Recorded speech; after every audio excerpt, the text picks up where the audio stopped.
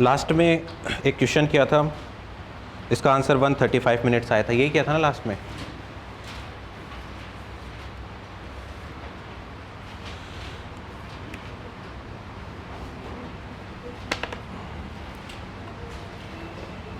ठीक है, आगे देखते हैं हम।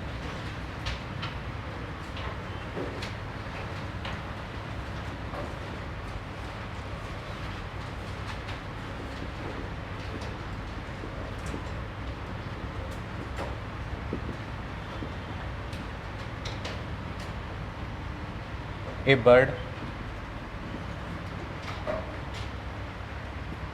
perched at the top of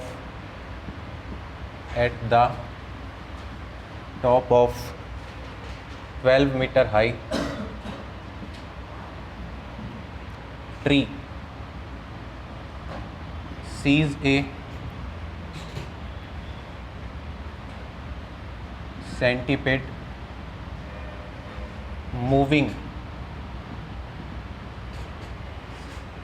towards the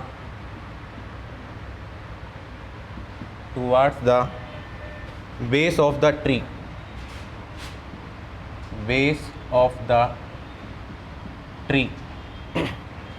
from a distance equal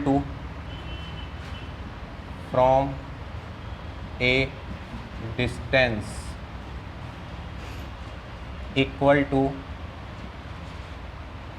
twice the height of the tree, twice the height of the tree. The bird flies along a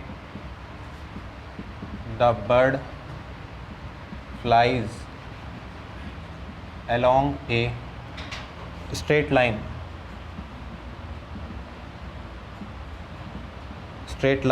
to catch the centipede. If both move at the same speed,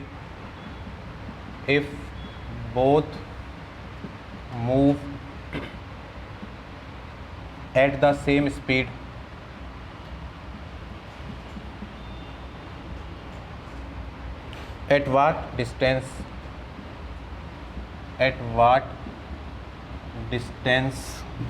from the base of the tree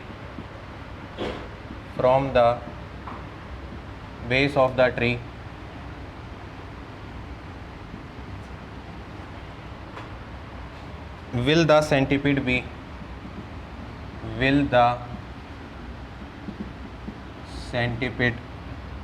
be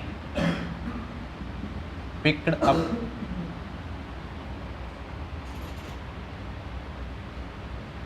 up by the bird? Options: 16 meter, 9 meter, 12 meter, and option D 14 meter.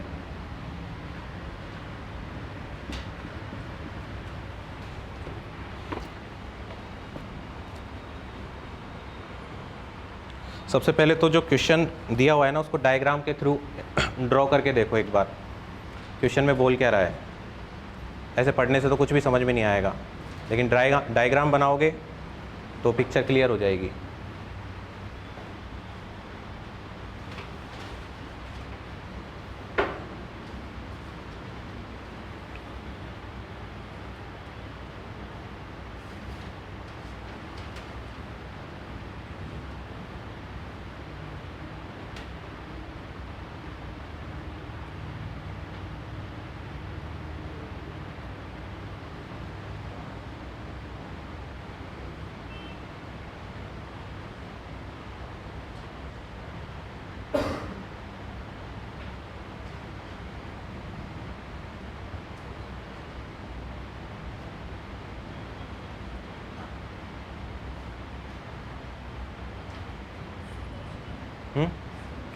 C 12 metre,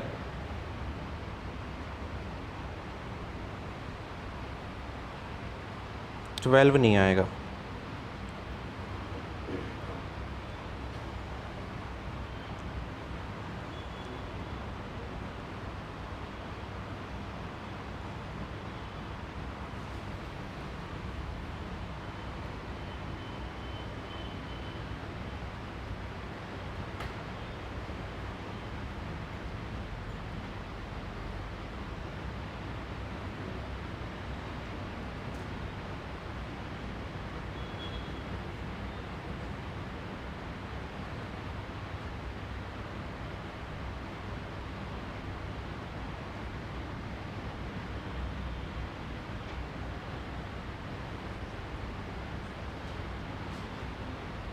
चलो देखते हैं। ये बोल रहा है bird perch at the top of the 12 metre height tree sees a centipede moving towards the base of the tree from a distance equal to twice the height of the tree. ठीक है, कहने का मतलब ये कोई tree है जिसकी height दे रखी है हमें 12 मीटर। ओके, और इसके टॉप पे क्या है, कोई बर्ड है। उसके बाद में ये कोई सेंटीपीड है जो कि इस ट्री के बेस की तरफ मूव कर रहा है। ठीक है, मान लेते हैं कि यहाँ से चलना मूव करता है वो सी पॉइंट से। ठीक है, और मूव कर रहा है कहाँ की तरफ, इस ट्री के बेस की तरफ। और ये बोला है कि जो ट्री की हाइट है ना, ट्री की हाइट और जो जहाँ से सेंटीपीड चलना स्टार्ट करता है उसके बेस तक की हाइट, ये वाली जो लेंथ है वो इस ट्री की हाइट से कितनी है, डबल है। ठीक है, इतनी बात समझ में आ गई कि सी पॉइंट से लेके और इसके बेस तक की जो दूरी है वो इस ट्री की जो लंबाई है उससे डबल है। ठीक है, उसके बाद में देखो आगे क्या बोल रहा है, the bird flies along a straight line to catch the centipede. मतलब ये जो बर्ड है इस सेंटीपीड को पकड़ना चाहता है और उसके लिए कौन सी पोजीशन में या कौन सी लाइन में जा रहा है, स्ट्रेट लाइन में जा रहा है। ठीक है, तो मैं मान लेता हूँ स्ट्रेट लाइन में जा रहा है, कुछ इस तरह से पकड़ लेगा वो इस पॉइंट पे जाके। ये बर्ड यहाँ से उड़ता हुआ जाएगा स्ट्रेट लाइन में और इस सेंटीपीड को इस पोजीशन पे आके पकड़ लेगा। ठीक है, उसके बाद में बोल रहा है if both move at the same speed. मतलब जो बर्ड वहाँ से उड़ना स्टार्ट करता है और जो सेंटीपीड वहाँ से चलना स्टार्ट करता है, दोनों की स्पीड कैसी है, सेम है। ठीक है, if both move at the same speed at what distance from the base of the tree will the centipede be picked up by the bird. मतलब ये पूछना चाह रहा है कि जो ट्री है उसके बेस से कितनी दूरी पर ये जो बर्ड है वो उस सेंटीपीड को पकड़ लेगा। इस ट्री के बेस से कितनी दूरी पर ये जो बर्ड है वो इस सेंटीपीड को पकड़ लेगा, वो दूरी निकालनी है हमें। ठीक है, तो मैं मान लेता हूँ कि यहाँ से जो दूरी है वो कितनी है, x है, कि इस ट्री के बेस से जो बर्ड है वो सेंटीपीड को x डिस्टेंस पे जाके पकड़ लेगा। ठीक है, तो मुझे ये बताओ कि इस वाले पॉइंट से और इस जो सी पॉइंट जहाँ से सेंटीपीड चलना स्टार्ट कर रहा है यहाँ तक की दूरी कितनी हो जाएगी, बताओ। यहाँ तक की डिस्टेंस 24 माइनस x हो जाएगी। क्यों, क्योंकि डबल है ये, तो यहाँ से यहाँ तक हो गया 24 माइनस x। ओके, ठीक है। अब एक बात और उसने बोला है क्वेश्चन में कि if both move at the same speed. मतलब यहाँ से बर्ड जो उड़ना स्टार्ट करेगा और वहाँ से जो सेंटीपीड चलना स्टार्ट करेगा, दोनों की स्पीड कैसी है, सेम स्पीड है। तो मुझे बताओ सेम स्पीड है तो जितने टाइम में ये डिस्टेंस ये वाले बर्ड यहाँ तक कवर करेगा, ठीक उतने ही टाइम में बताओ सेंटीपीड भी इतनी दूरी कवर नहीं करेगा क्या, अगर स्पीड दोनों की क्या है, अगर सेंटीपीड की और बर्ड की दोनों की स्पीड कैसी है, सेम। तो जितने टाइम में बर्ड यहाँ से चल के यहाँ तक पहुँचेगा, ठीक उतने ही टाइम में सेंटीपीड पॉइंट सी से चल के कहाँ तक पहुँच जाएगा, बताओ। इस पॉइंट तक आ जाएगा ना। अरे दोनों की स्पीड सेम है तो सेम डिस्टेंस कवर करेंगे। तो मुझे बताओ जब ये 24 माइनस एक्स है तो ये वाली डिस्टेंस भी कितनी होनी चाहिए फिर, 24 माइनस एक्स। इतनी बात तो पता लग गई हमें। अब तो इजीली कैलकुलेट कर सकते हो। कैलकुलेट क्या करना है तुम्हें, एक्स की वैल्यू कैलकुलेट करनी है। करके बताओ कितनी आएगी, 9 मीटर। एक्स की वैल्यू कैलकुलेट करनी है। पाइथागोरस लगा सकते हो इस वाले ट्राइंगल में, 12 मीटर, 24 माइनस एक्स और एक्स।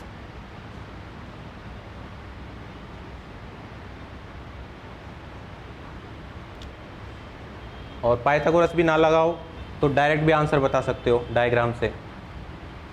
कैसे बता सकते हो, देखो ये जो 24 माइनस एक्स जो डिस्टेंस है वो बताओ 12 मीटर से ग्रेटर देन होगी या लेस देन होगी। 24 माइनस एक्स जो डिस्टेंस है वो 12 मीटर से ग्रेटर देन होगी या लेस देन होगी। ग्रेटर देन ही होगी ना, क्योंकि हाइपोटेनियस है तो बड़ा ही होगा वो। तो इसका मतलब 24 माइनस एक्स जो है वो किससे बड़ा है, 12 से। या मैं ऐसा बोल सकता हूँ, क्या बताओ, x लेस देन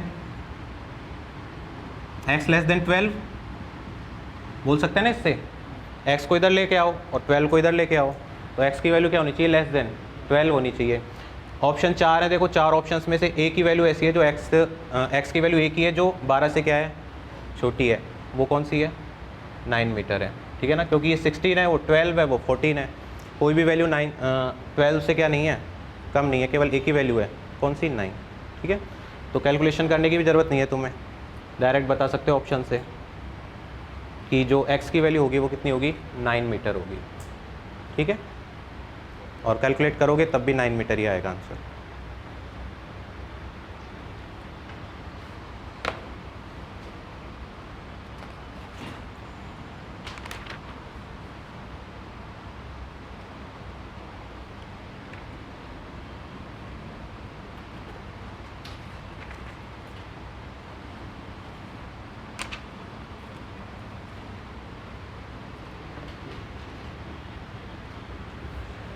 आगे देखते हैं।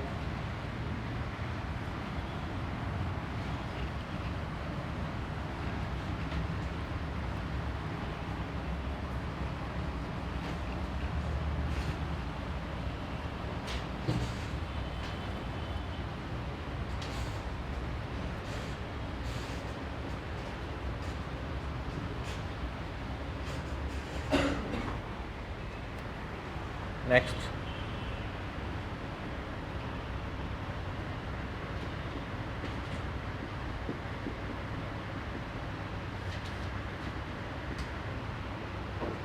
a semicircular arc, a semicircular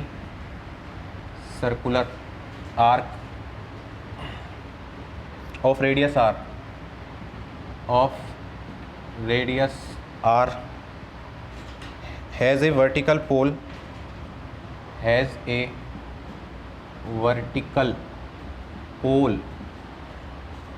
put on the ground together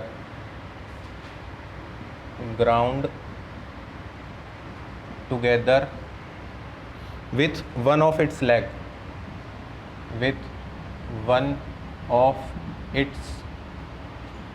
legs and on the top of the arc founds the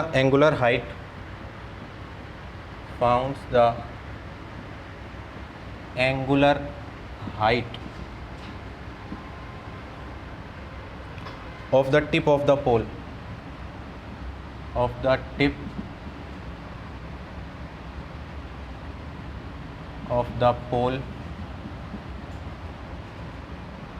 to be 45. The height of the pole is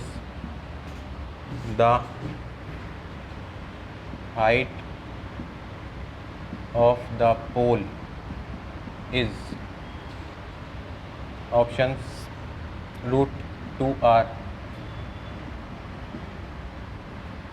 root 3r, root 4r, root 5r। Diagram भी है।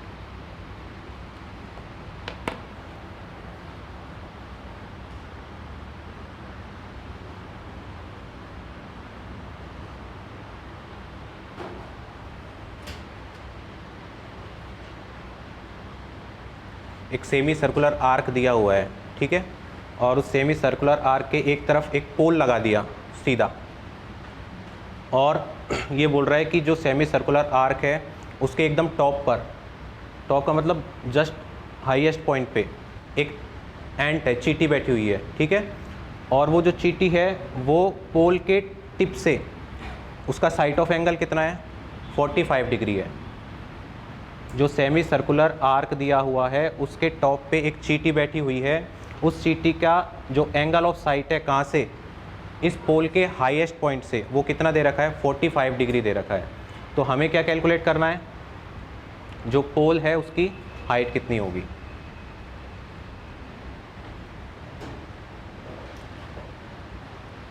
Diagram को और easy कर देते हैं।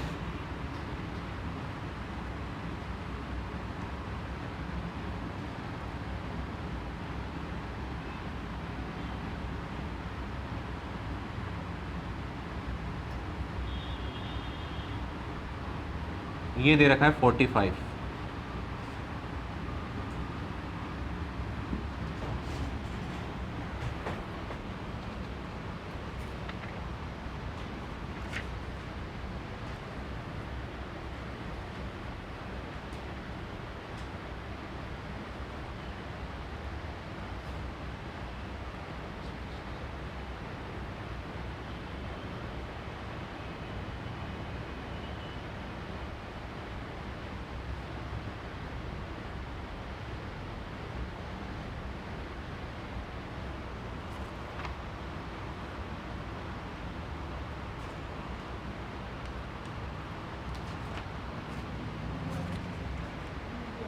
√2r, मतलब option A.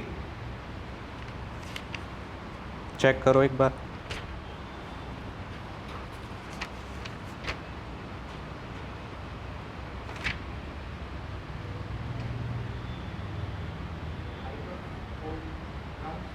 हाँ, ground से टोटल हाइट,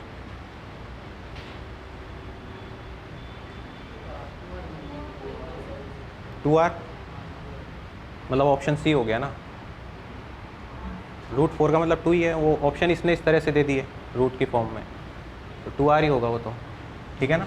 देखो ये 45 है और ये रेडियस r है, तो ये वाली भी रेडियस कितनी है, r ही है, क्योंकि सेमी सर्कुलर है, तो ये रेडियस r है, तो ये वाली डिस्टेंस यहाँ से यहाँ तक ये भी कितनी हो जाएगी, कैपिटल R, ठीक है ना। अब ये कैपिटल R है, तो ये वाली डिस्टेंस निकाल लेते हैं एक बार x, इस वाले ट्राइंगल से, tan 45 से, तो tan 45 करोगे क्या आएगा, x डिवाइडेड बाई r, तो x की वैल्यू किसके बराबर आ जाएगी, r के बराबर। कहने का मतलब यहाँ से यहाँ तक की जो डिस्टेंस है वो कितनी है, r।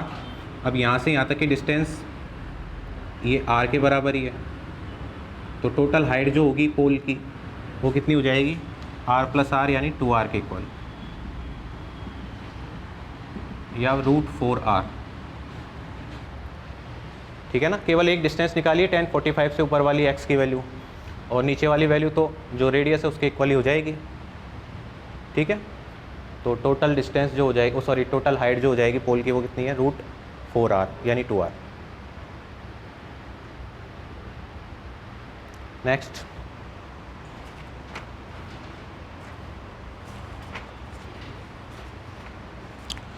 ठीक है। तो इस वाले चैप्टर में कुछ भी नहीं है, सिंपली तुम्हें हर जगह केवल एक ही थ्योरम काम में लेनी है, Pythagoras.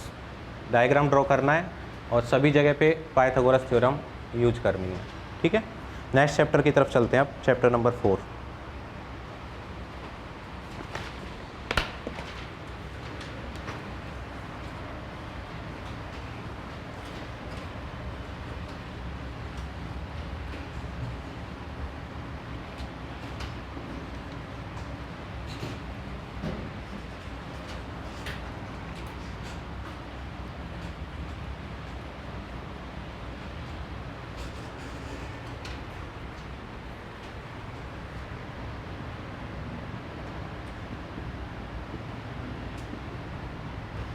Finding the x.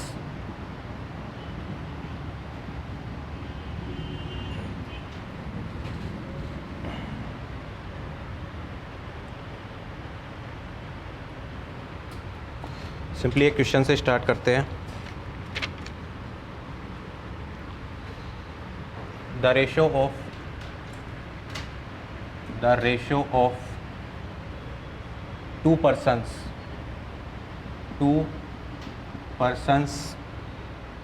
sorry the ratio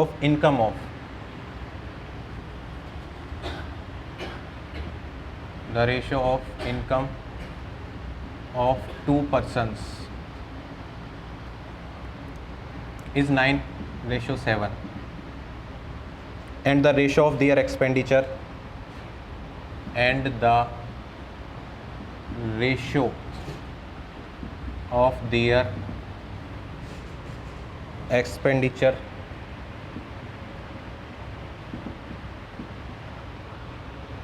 is 4:3. If each of them manage to save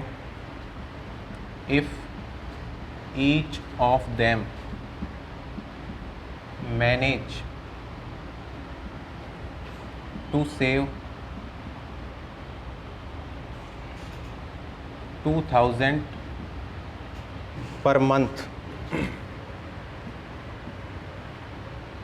find their monthly incomes.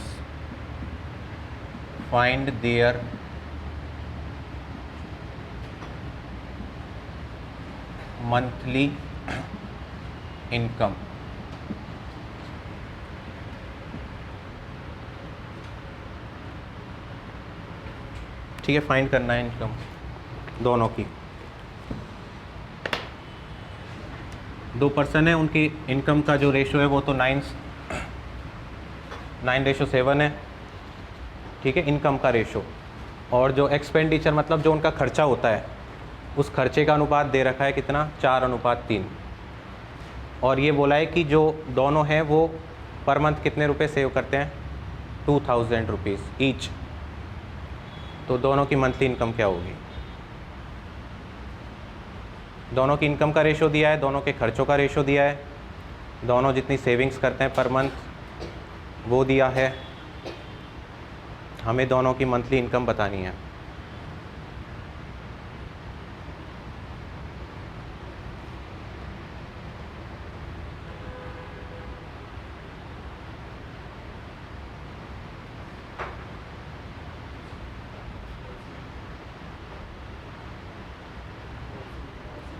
Option नहीं, आंसर बताओ आप। कितनी, 18 के 20 40 के।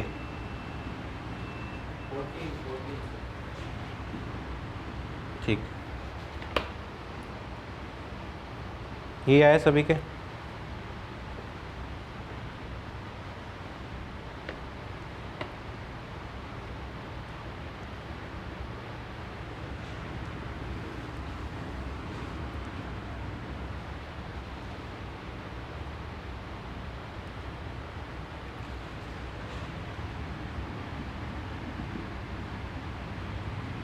देखो इधर इनकम का रेशो दिया है 9:7। तो मैं मान लेता हूँ पर्सन ए की इनकम तो कितनी है, 9x, पर्सन बी की इनकम कितनी है, 7x। ओके, और एक्सपेंडिचर्स का रेशो दिया है 4:3।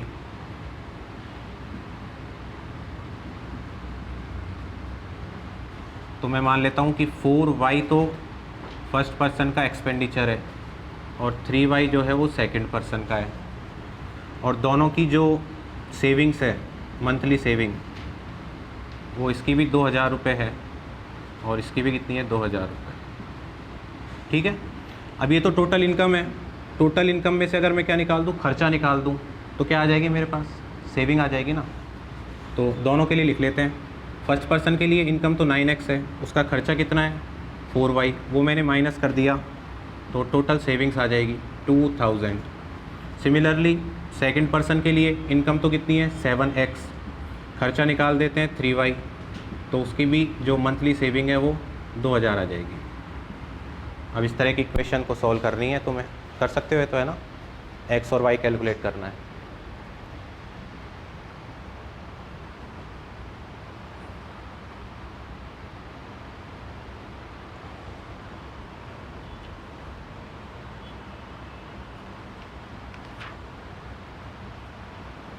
एक्स और वाई कैलकुलेट कर लेंगे, ठीक है। तो आंसर आ जाएगा तुम्हारे पास 18,000 और 14,000 एक्स और वाई की वैल्यू।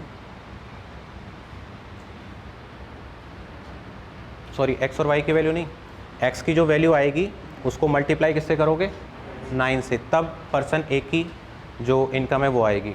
सिमिलरली उधर एक्स से 7 का मल्टीप्लाई करोगे तब तुम्हारे पास पर्सन बी की जो इनकम है वो आएगी।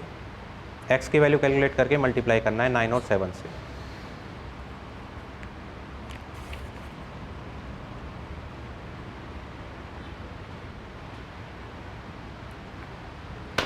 ठीक है, कैलकुलेशंस कर लेंगे सब। नेक्स्ट चलते हैं आगे।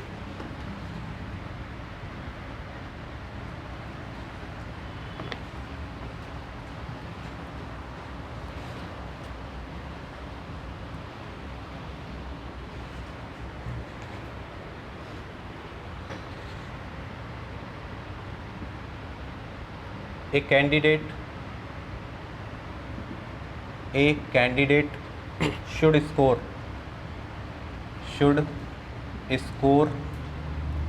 45% marks of the total marks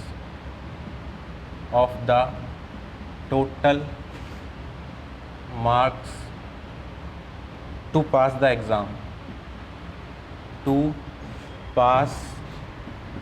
exam. He gets 520 marks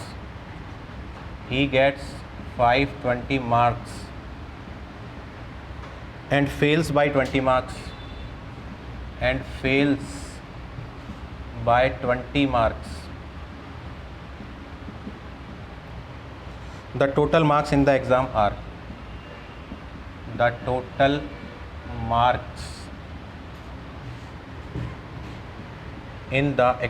are options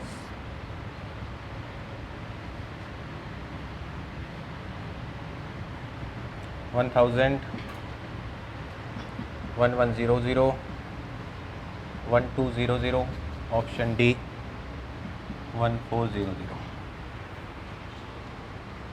ये बोल रहा है किसी एग्ज़ाम में पास होने के लिए 45% मार्क्स चाहिए, लेकिन कोई स्टूडेंट है वो 520 मार्क्स लाता है और कितने नंबर से फेल होता है, 20 नंबर से फेल हो जाता है, तो एग्ज़ाम कितने मार्क्स का था? C option.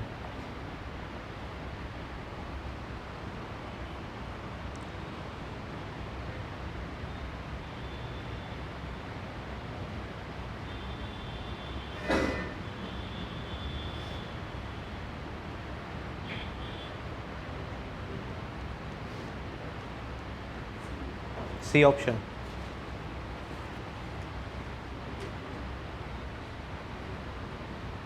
देखो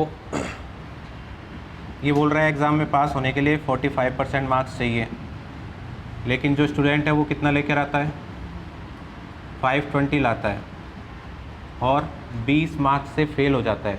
अगर इस 520 के अंदर मैं 20 को और ऐड कर दूं तो स्टूडेंट पास हो जाएगा, मतलब पास हो जाएगा। इसका मतलब कितने मार्क्स आ जाएंगे उसके, 45% मार्क्स आ जाएंगे, ठीक है। तो जब 45% किसके इक्वल है, 540 के इक्वल है, तो यहाँ से 1% निकालोगे तो किसके इक्वल आएगा, 540 डिवाइडेड बाई 45, और टोटल मार्क्स चाहिए अपन को, मतलब 100% चाहिए, तो किससे मल्टीप्लाई करोगे, फिर 100 से मल्टीप्लाई कर दोगे, कैलकुलेट करोगे इसको, ऑप्शन कितना आएगा तुम्हारे पास, सी आएगा। क्या 45% जो है वो 540 के बराबर है, तुम्हें क्या निकालना है, 100% किसके बराबर होगा, तो 540 डिवाइडेड बाई 45 मल्टीप्लाइड बाई 100, ठीक है।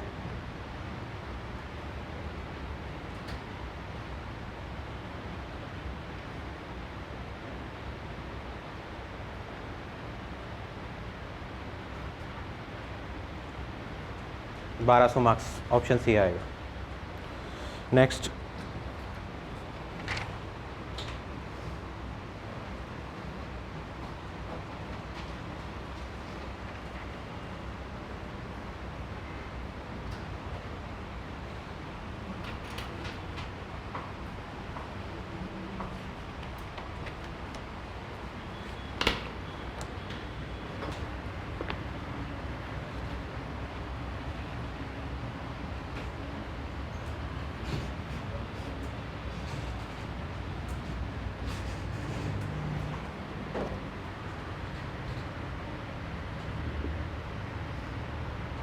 The present as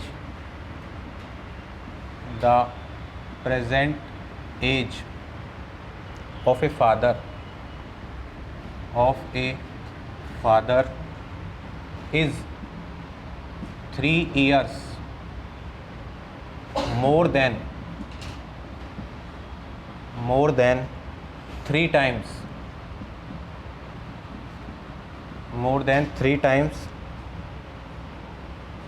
the age of his son.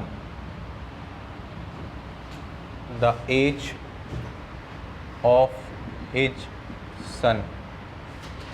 3 years hence 3 years later लिखो 3 years later father's age will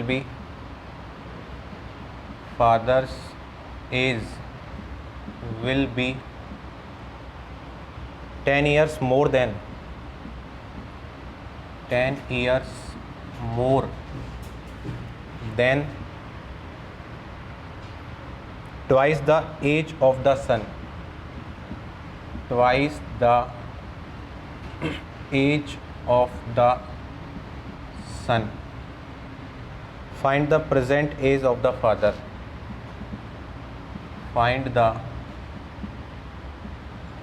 present age of father.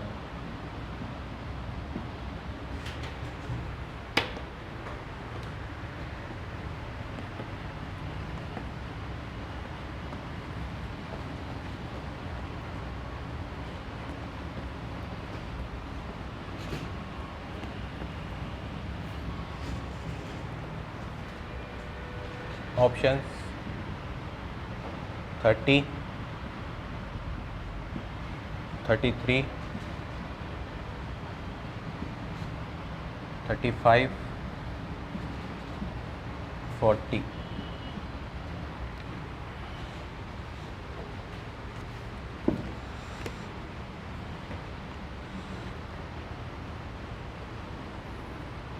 ये एज प्रॉब्लम वाले क्वेश्चंस हैं, इन्हें कोशिश करना ऑप्शंस के थ्रू जाने की। कोई भी एक ऑप्शन निकाल लो और फिर जो जो कंडीशन दे रखी है वो चेक करके देखो सेटिस्फाई कर रहा है क्या वो ऑप्शन। बी ऑप्शन, जैसे बी ऑप्शन बताया तो बी ऑप्शन को ही सेटिस्फाई करवा के देखो जो भी कंडीशंस दे रखी हैं।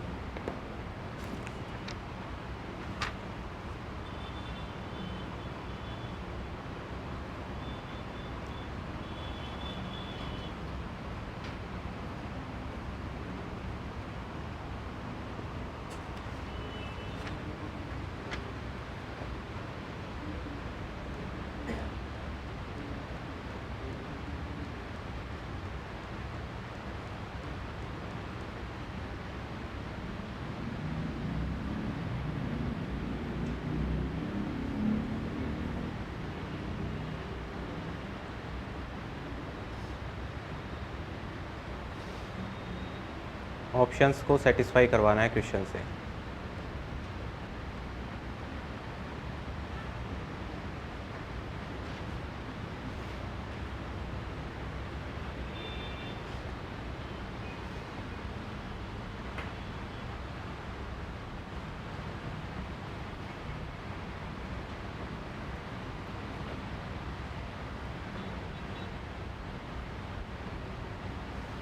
बी ऑप्शन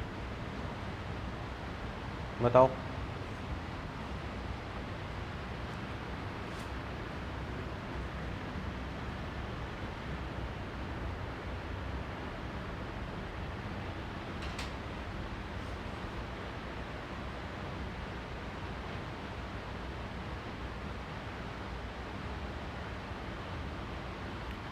देखो ये ऑप्शन ही लेके चलते हैं पहले। ये बोल रहा है the present age of a father is 3 years more than 3 times the age of his son. मतलब फादर की जो एज है वो सन की एज के 3 गुने से 3 साल ज़्यादा है, ये कहना चाह रहा है। फादर की जो प्रेजेंट एज है वो उसके सन की एज के 3 गुने से कितना ज़्यादा है, 3 ज़्यादा है, ठीक है।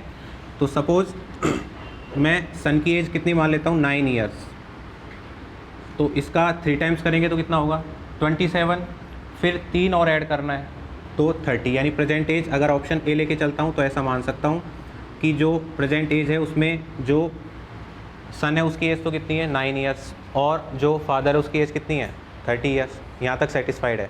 उसके बाद में 3 years later father's age will be 10 years more than twice the age of the son. ये कह रहा है कि 3 साल के बाद में क्या होगा, जो फादर की एज होगी ना, फादर की एज उसके सन की एज की डबल से कितना ज़्यादा हो जाएगी, 10 साल ज़्यादा हो जाएगी। 3 साल के बाद में फादर की एज अपने सन की एज के डबल से कितना ज़्यादा होगी, 10 साल ज़्यादा होगी। देखते हैं सेटिस्फाई कर रहा है क्या। पहले तो ये देखो 3 साल बाद एक्चुअली में एज कितनी हो जाएगी उनकी, इसकी तो कितनी हो जाएगी, +3 करोगे तो 33, और उधर +3 करोगे तो सन की एज कितनी हो जाएगी, 12 हो जाएगी 3 साल के बाद में। लेकिन 3 साल के बाद में कंडीशन क्या सेटिस्फाई करनी चाहिए कि जो फादर की एज है वो 10 साल ज़्यादा हो, किससे, सन की एज के डबल से।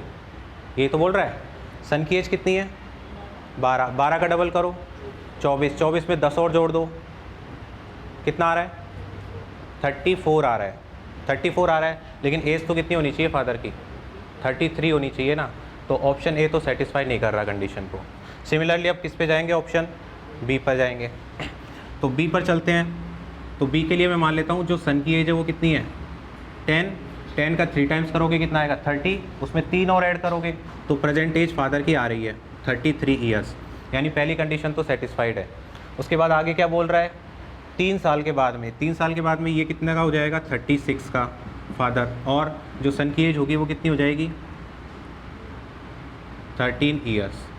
और कंडीशन क्या होनी चाहिए 3 साल के बाद में, कि जो फादर की एज है अपने सन की एज के डबल से कितनी हो जानी चाहिए, 10 साल ज़्यादा।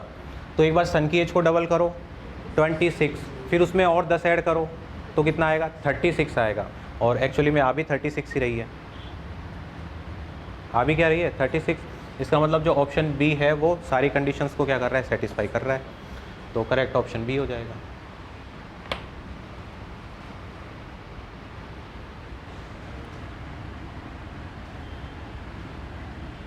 ठीक है,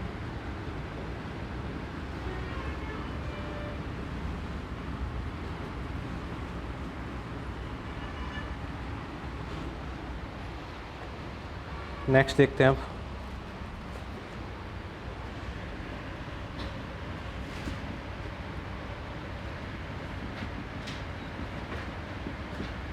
दिसंबर 2018, at a birthday party,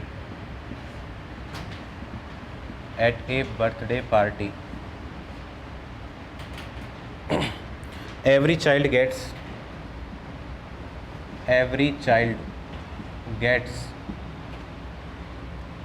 2 chocolates.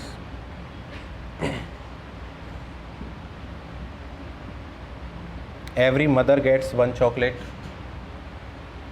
Every mother gets 1 chocolate, while no father gets a chocolate. No father gets a chocolate. In total 69 persons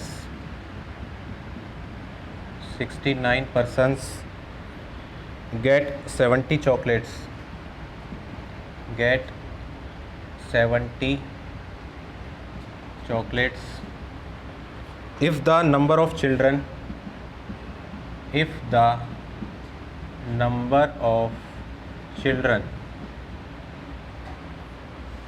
is half of the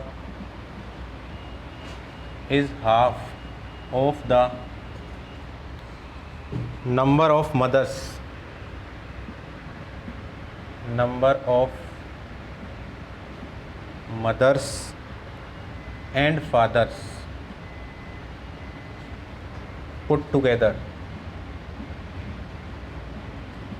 together then how many fathers are there, then how many fathers are there? Options A 22, 23, 24, 69.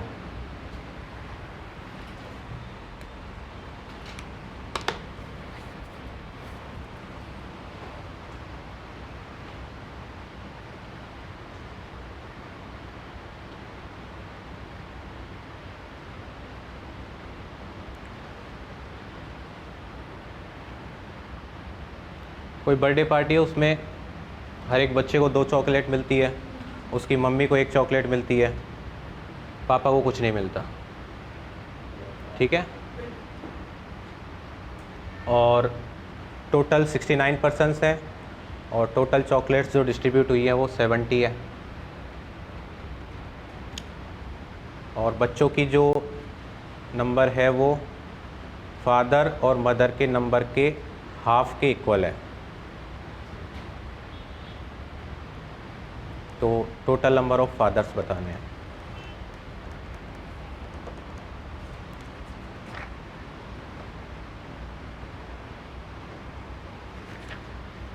Total number of fathers,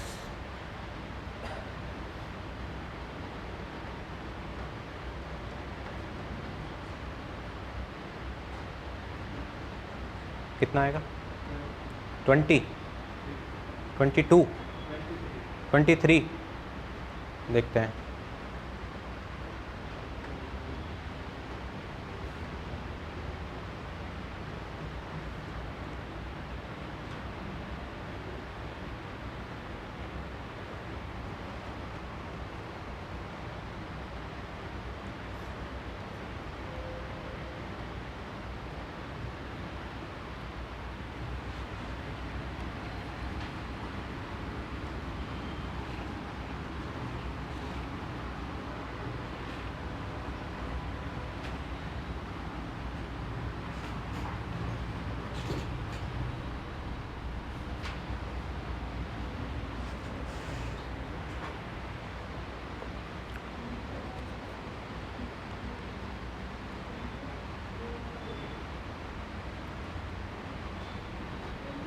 twenty two,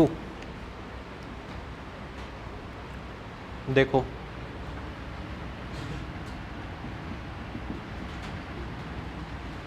एक तो ये बोला है कि every child को 2 chocolate मिल रही है और एवरी मदर को कितनी मिल रही है? 1 चॉकलेट। और टोटल नंबर ऑफ़ चॉकलेट्स है कितनी अपने पास? 70। इसका मतलब ये लिख सकते हैं कि 2 चिल्ड्रंस को मिल रही है, हर एक चिल्ड्रन को 2 मिल रही है, तो चिल्ड्रंस को मिलने वाली टोटल चॉकलेट कितनी हो जाएगी? 2C। प्लस हर एक मदर को कितनी चॉकलेट मिल रही है? 1। तो टोटल नंबर ऑफ़ मदर्स मैं मान लेता हूँ M है, तो उनको M चॉकलेट्स मिलेगी, ठीक है। इसका जो टोटल है वो कितना आना चाहिए? 70। इसी तरह से देखो ये बोला है कि टोटल जो पर्सन्स हैं वो कितनी है? 69। मतलब इसमें फादर भी आ गए, इसमें मदर भी आ गए, इसमें चिल्ड्रंस भी आ गए। तो childrens plus mother plus father ये किसके इक्वल है? 69 के इक्वल है। और क्या आगे बोला है कि number of childrens is half of the number of mother and father put together. मतलब जो बच्चों की जो नंबर है वो कितनी है? फादर और मदर की नंबर की हाफ है, आधी है। तो ऐसे लिख सकता हूँ मैं कि childrens equal to mother plus father divided by 2, ठीक है ना। क्योंकि जो बच्चों की जो नंबर दे रखी है ना चिल्ड्रंस की, वो क्या दे रखी है? मदर और फादर की जो टोटल नंबर है उसका हाफ चिल्ड्रंस का नंबर है, ठीक है। तो ये 3 इक्वेशंस आएगी अपने पास। इससे तुम्हें किसकी वैल्यू कैलकुलेट करनी है? फादर की, यानी F की वैल्यू कैलकुलेट करनी है। कर सकते हो। देखो यहाँ से M प्लस F की वैल्यू कितनी आएगी? 2C आएगी, ठीक है ना। M प्लस F की वैल्यू 2C आएगी। इस 2C को ऊपर वाली इक्वेशन में रख दो M प्लस F की जगह, तो 2c प्लस c कितना आएगा, 3c इक्वल टू 69। इसका मतलब c की वैल्यू आ जाएगी अपने पास 23। अब c की वैल्यू 23 आ गई, तो यहाँ रखोगे c की वैल्यू को, तो यहाँ से किसकी वैल्यू कैलकुलेट करोगे, फिर m की वैल्यू कैलकुलेट कर लोगे ना ऐसे c की वैल्यू रख के। यहाँ से c की वैल्यू 23 इस इक्वेशन में रखोगे तो हमारे पास किसकी वैल्यू आएगी, m की वैल्यू आएगी। m की वैल्यू भी आ गई, c की वैल्यू भी आ गई, तो m और c की वैल्यू इस सेकंड इक्वेशन में रख दोगे तो किसकी वैल्यू आ जाएगी, फिर f की वैल्यू आ जाएगी जो चाहिए हमें। ठीक है, तो 3 इक्वेशंस है, तीनों को सॉल्व करना है और सॉल्व करके वैल्यू किसकी निकालनी है, f की। जैसा जैसा बोला है क्वेश्चन में वैसे इक्वेशन बना लेंगे।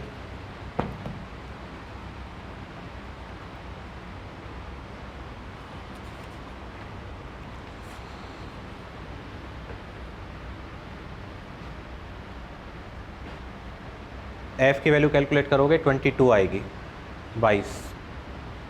ठीक है, नेक्स्ट आगे चलते हैं अब।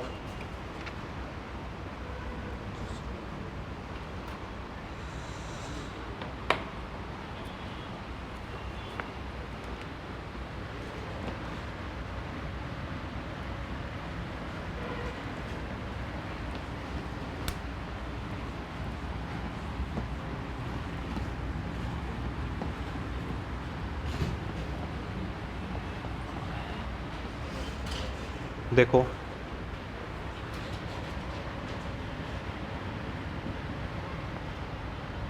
जून 2018,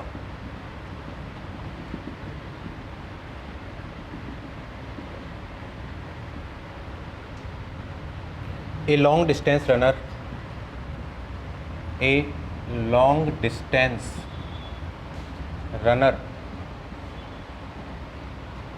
finds a water station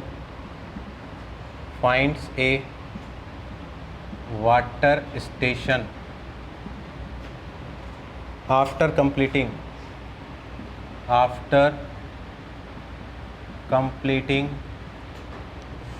1/7 of the total, 1/7 of the total distance after covering another 1/6 after covering another 1/6 of the total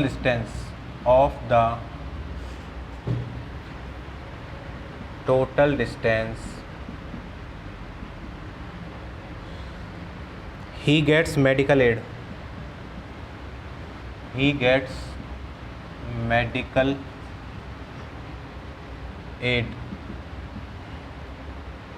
another runner joins him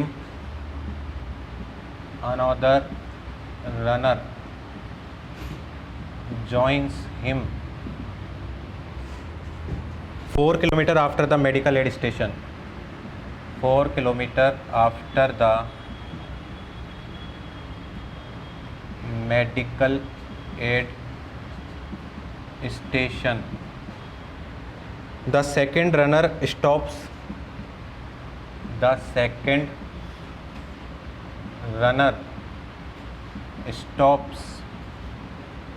4 kilometer before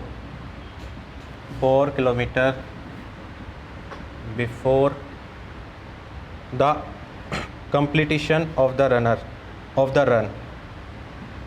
Before the completion of the run, covering half of the total distance,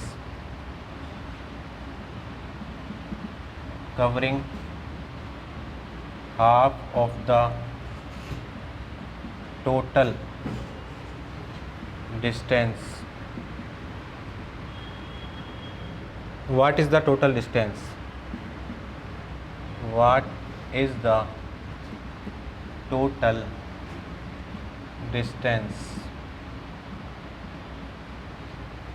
Options: 21 kilometre,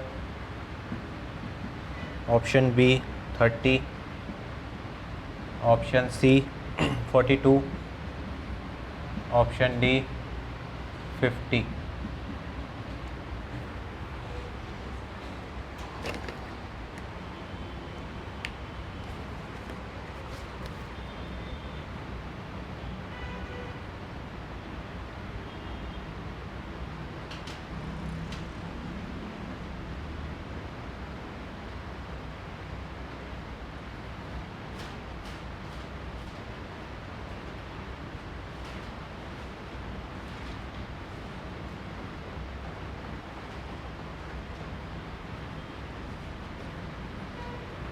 जैसा जैसा बोल रहा है ना question को, ठीक उसी की तरह काम करते रहो, इजीली आंसर आ जाएगा तुम्हारा।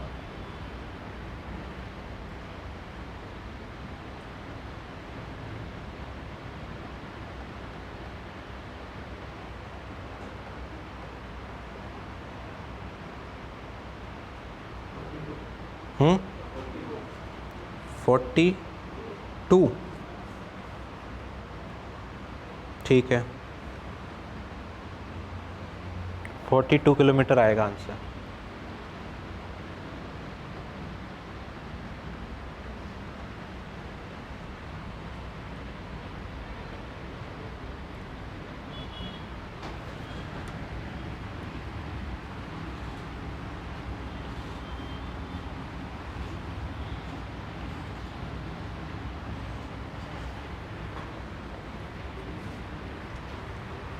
देखो कैलकुलेट करवाना चाह रहा है वो कि टोटल जो डिस्टेंस है वो कितनी है।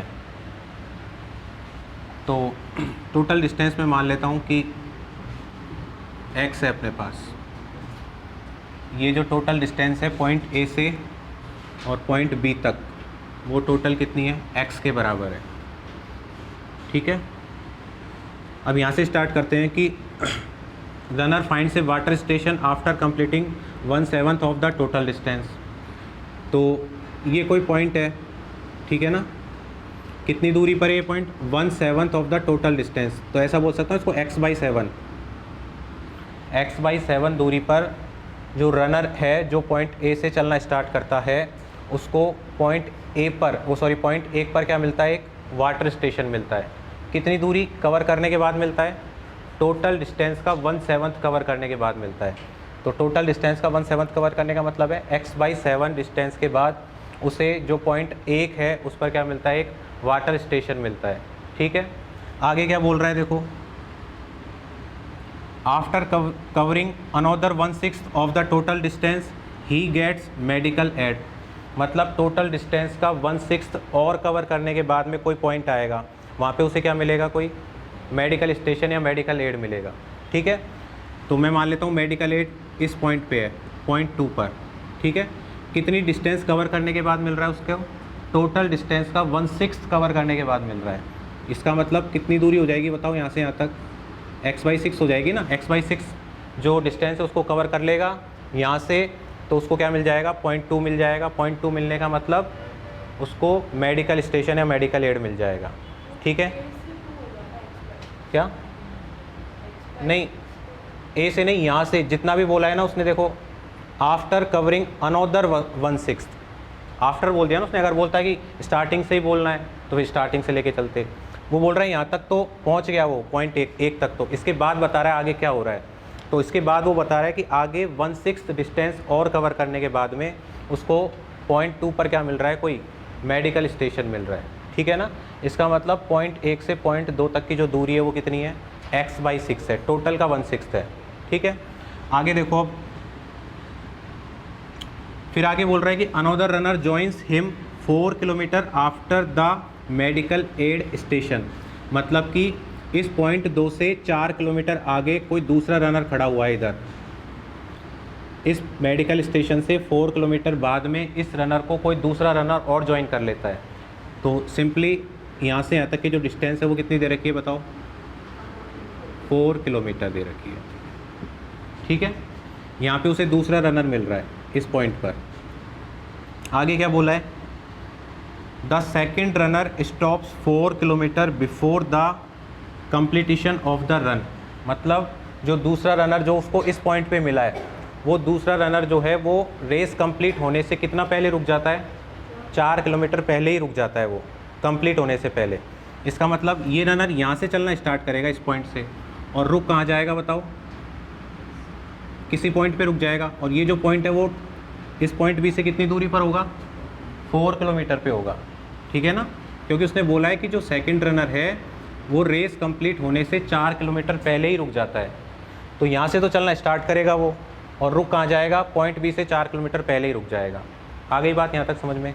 उसके बाद में देखो, covering half of the total distance, मतलब ये जो सेकंड रनर है ना, इसके लिए बोल रहा है कि ये जो सेकंड रनर है वो कितनी डिस्टेंस कवर करता है, टोटल डिस्टेंस का हाफ कवर करता है। टोटल डिस्टेंस का मतलब क्या है, x। टोटल डिस्टेंस अपनी तो कितनी है, यहाँ से यहाँ तक लेंगे अपन तो x, लेकिन जो रनर यहाँ से लेके और उस पॉइंट तक जा रहा है वो केवल कितनी डिस्टेंस कवर कर रहा है, x/2 डिस्टेंस कवर कर रहा है। यही तो बोला है देखो, covering half of the total distance. Second runner के लिए बात चल रही है यहाँ पे। The second runner stops 4 kilometre before the completion of the run, covering half of the total distance. कितनी कवर कर रहा है वो डिस्टेंस, टोटल का हाफ कवर कर रहा है। टोटल का हाफ का मतलब कितना हो गया, x/2। कहने का मतलब ये है कि यहाँ से लेके जो यहाँ तक की डिस्टेंस होगी वो कितनी होगी बताओ, x/2 होगी। तो जितने भी पॉइंट्स दिए थे वहाँ की उन सभी के अपने पास क्या आ गई, डिस्टेंस आ गई ना। a से लेके एक पॉइंट तक गए तो x/7, फिर 1 से 2 गए x/6, फिर 2 से कोई भी पॉइंट दे दो c, 2 से c तक गए फिर 4 किलोमीटर, फिर c से लेके d तक गए तो x/2, फिर d से लेके b तक गए तो कितना आया, 4 किलोमीटर आया ना। जैसे जैसे क्वेश्चन ने बोला वैसे वैसे हमने डिस्टेंस को बांट दिया। अब टोटल किसके बराबर है, x के बराबर है ना, a से लेके b तक की डिस्टेंस x के बराबर है, तो सबका टोटल x के बराबर कर दो। क्या करोगे, x/7 plus x/6 plus 4 plus x/2 plus 4 is equal to x। जितनी भी डिस्टेंस है a से लेके b तक की सबको ऐड कर दिया और x के बराबर रख दिया। कैलकुलेट करना है x।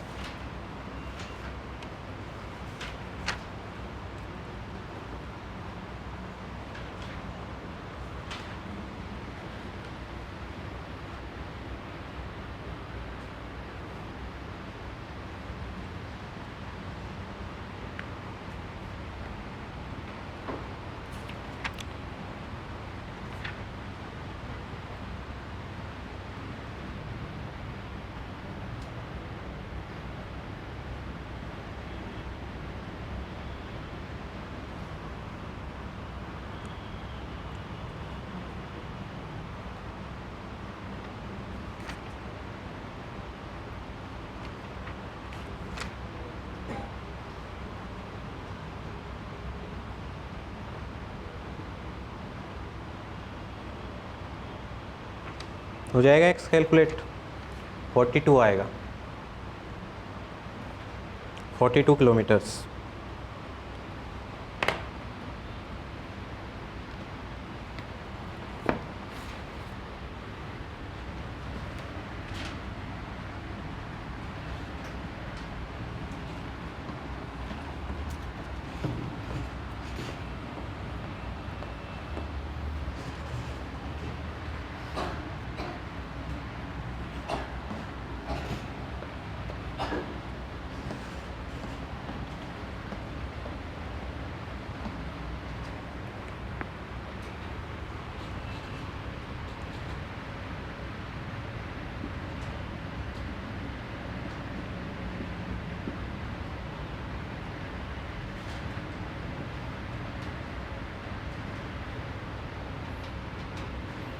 A water tank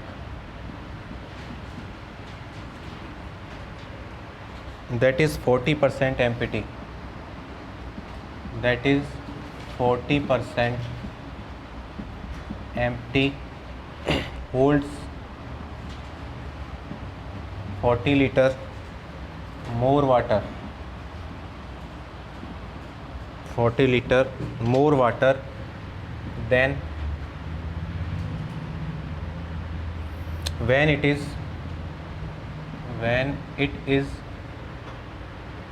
40% full।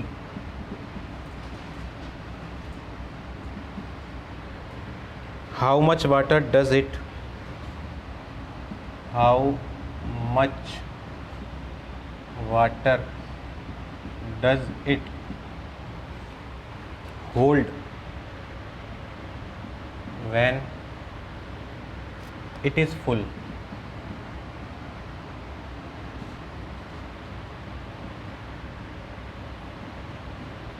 Hundred litre, 75 litre, 120 litre, 200 litre.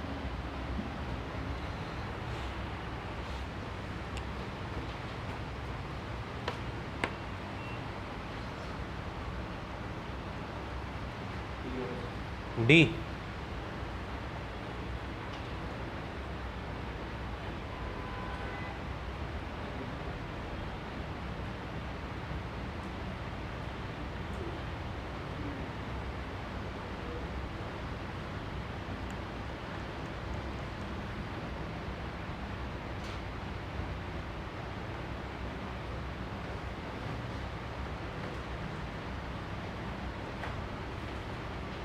ये बोल रहा है कि कोई वाटर टैंक है, जब वो 40% खाली होता है तो उसमें 40 लीटर पानी ज़्यादा आता है। कौन सी कंडीशन से? जबकि वो 40% भरा हो। 40% खाली होने पर उस वाटर टैंक में 40 लीटर पानी ज़्यादा आता है। कौन सी कंडीशन से? जबकि वो 40 लीटर भरा हुआ हो। मतलब 40 लीटर पानी ज़्यादा आता है उसमें। कब? जब केवल वो 40% खाली हो। तो हमें बताना है कि कितना पानी आ सकता है वाटर टैंक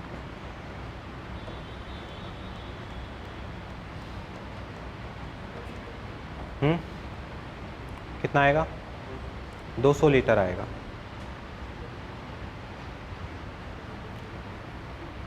देखो ये बोल रहा है कि 40% एम्प्टी जब है तो उसमें 40 लीटर पानी ज़्यादा आ रहा है। कौन सी कंडीशन से? जब वो 40% फुल हो। तो 40% एम्प्टी है, इसका मतलब ये भी तो बोल सकते हैं कि 60% भरा हुआ है। 40% एम्प्टी है, इसका मतलब 60% क्या है? फुल है। इसका मतलब जब वो 60% फुल होता है तो उस कंडीशन में इसके पास कितना पानी ज़्यादा है? 40 लीटर पानी ज़्यादा है। कौन सी कंडीशन से? जबकि वो केवल 40% भरा हुआ हो। जब वो 40% भरा हुआ है वाटर टैंक, उस कंडीशन की तुलना में जब वो 60% भरा हुआ हो तो उसके पास कितना पानी ज़्यादा है? 40 लीटर पानी ज़्यादा है। तो मैं ऐसा नहीं बोल सकता क्या कि 60% में से अगर मैं 40% को निकाल दूँ तो कितना आना चाहिए मेरे पास? 40 लीटर आना चाहिए।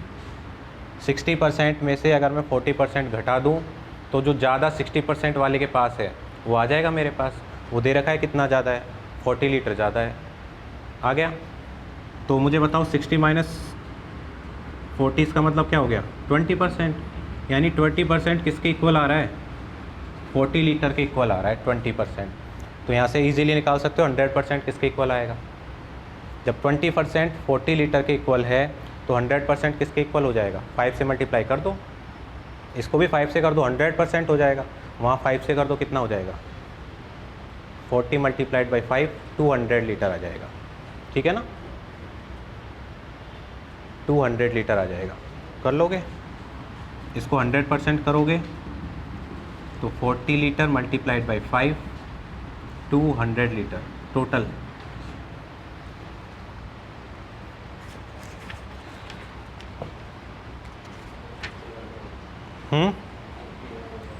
बस अभी नहीं, 12 बजे।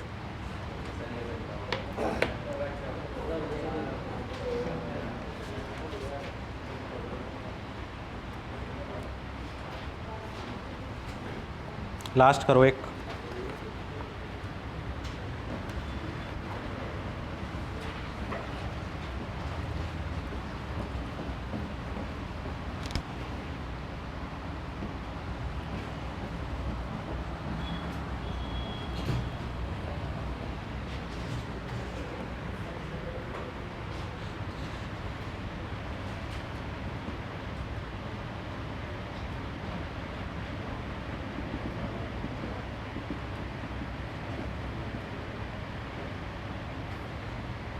A river is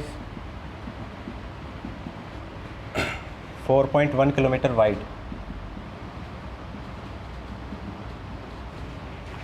a bridge built across it has 1/7 of its length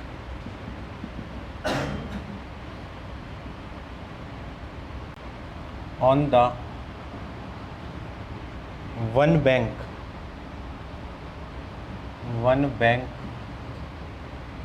and 1/8 of its length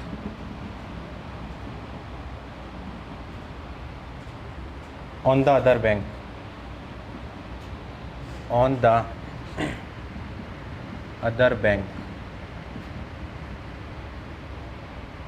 What is the total length of the bridge? What is the total length of the bridge?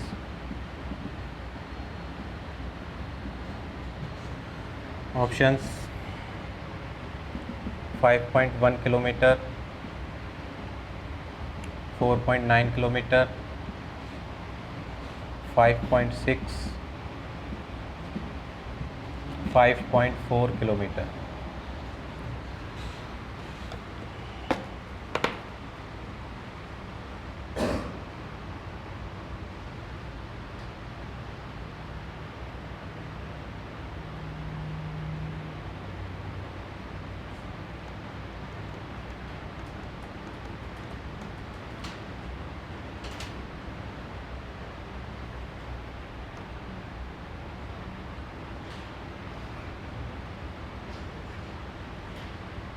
मतलब एक river है, उसके across एक bridge बनाना है और उस bridge की जो टोटल लेंथ है, उस टोटल लेंथ का जो 1/7 पार्ट है वो एक किनारे पर आ रहा है, नदी के एक किनारे पर, और जो टोटल लेंथ का 1/8 पार्ट है वो नदी के दूसरे किनारे पर है, कवर कर रहा है 1/8 पार्ट को। तो टोटल लेंथ बतानी है ब्रिज की कितनी है। रिवर की जो लेंथ या 5.63 कहाँ है? ऑप्शन में नहीं है 5.6। सी ऑप्शन।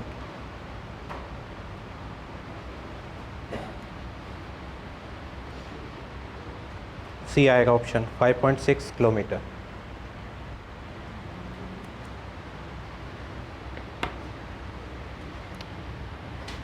देखो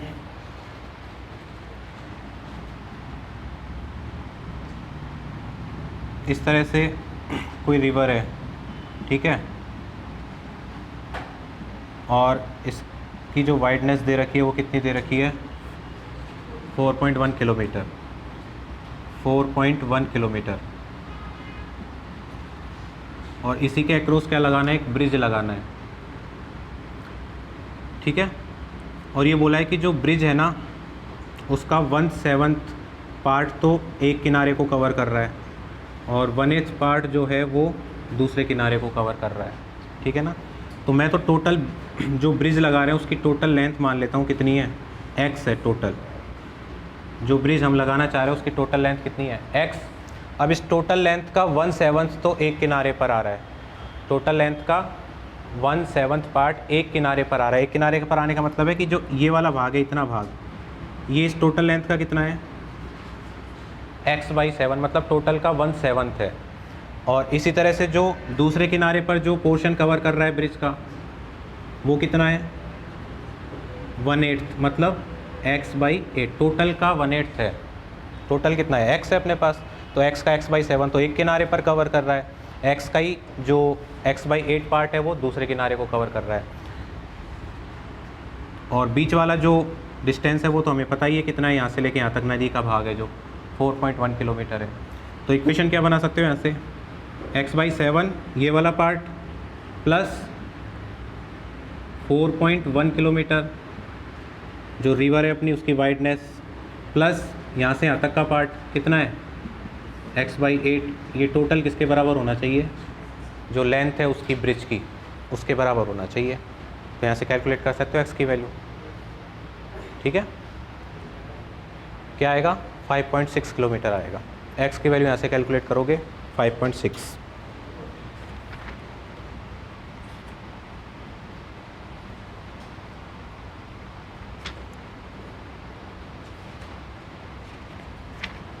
काफ़ी आज के लिए, ठीक है। कल तो ऑफ है ना आप लोगों का?